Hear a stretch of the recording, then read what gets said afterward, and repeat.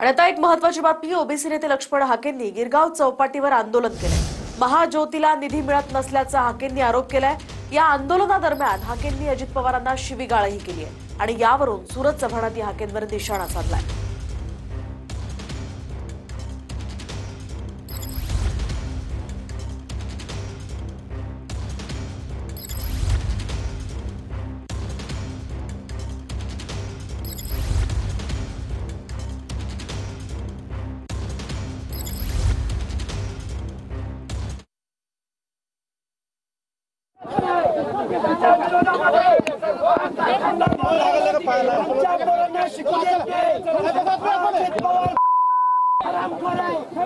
आमच्या महाज्योतीच्या पोरांना पैसे देत नाही।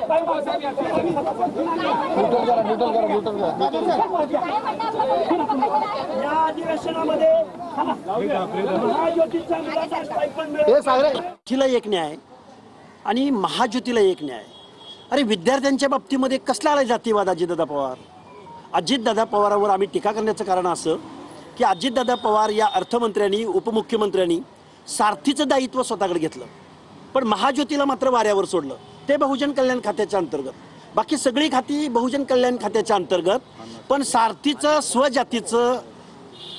स्वजातीची संस्था, मग अण्णासाहेब पाटील आर्थिक विकास महामंडळ असो किंवा सारथी असो, तिकडं मात्र हजारो कोटीचा निधी हेच अजितदादा पवार महाजातीयवादी माणूस।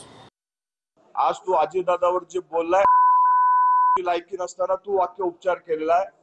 तुला योग्य जागा दाखवण्याची जबाबदारी राष्ट्रवादी युवक काँग्रेसच्या पुढच्या काळामध्ये लक्ष्मण हाकेंनी महाराष्ट्रात फिरून दाखवावं।